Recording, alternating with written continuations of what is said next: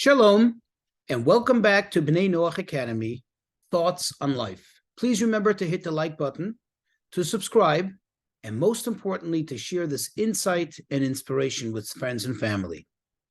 So today, that is Thursday, June 22nd, 2023, marks the Hebrew date of the third of the Hebrew month of Tammuz, which is the Yortzeit, the anniversary of passing of the Lubavitcher Rebbe, Rabbi Menachem M Shneerson of blessed memory. Now, please, before I continue, I'd ask you to go on to Chabad.org, that is CHABAD.org, for more information and biography on the Rebbe's life and his legacy. But I want to do something special just to share a thought and inspiration from the many, many, many teachings and lessons from the Rebbe, which he delivered and shared publicly and privately over the many years of his leadership. Now, why is this important to you, you may ask? I am not a Hasid, or I'm not, for that matter, not even a Jew, perhaps, or not an Orthodox Jew. So why would it matter to me that today is the anniversary of passing of a rabbi? Well, this is not just a rabbi. This is a very great rabbi who, perhaps you can say with certainty, is the leader of his time, meaning leader of the generation, that is our times. And the fact that you are watching this now is a testament to the Rebbe's legacy and teachings. The fact that I am inspired to do what I do, and that so many others, thousands of others, are inspired to do what they do, to spread the wisdom of Torah and the ideals and morals of the Torah and the love and beauty of godliness, that is all a result of the Rebbe's teachings, of the Rebbe's legacy. So in fact, we all are connected to this wonderful life of the Rebbe, that although the Rebbe passed away, but it continues to live on through those who follow in his ways, follow his teachings, and continue his legacy. So the story is about an individual who went in for a private audience with the Rebbe. Now, let me give you some background. When the Rebbe would see people for private audiences, in the 50s, 60s, and even in the 70s, later it ceased in the early 80s, the Rebbe would see people only after work hours. That means he would start after 8 o'clock at night. And there were times, many times, that he saw people throughout the entire night. He wouldn't finish until 5, 6 in the morning, sometimes even later. And only then he would go home to refresh.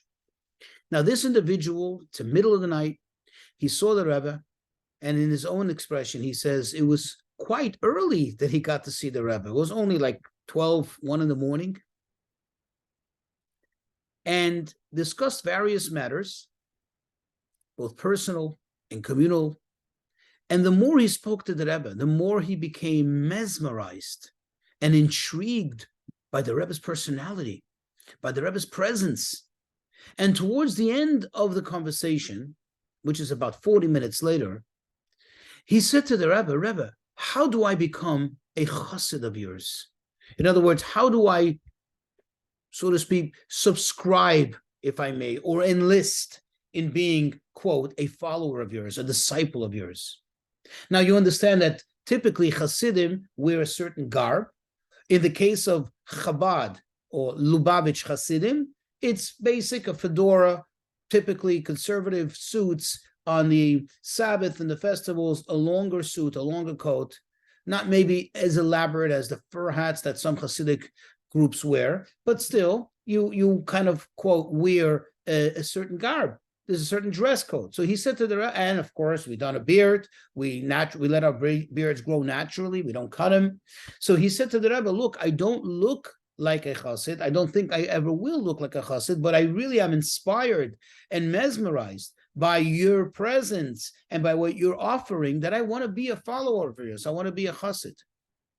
And the Rebbe said to him, for me, any person that at the end of the day could look back at the beginning of the day and see where they started, and they're able to legitimately point to some achievement in something that they grew in that day, a greater accomplishment compared to where they were in the beginning of the day, a person like that, I would be proud to call a chassid of mine.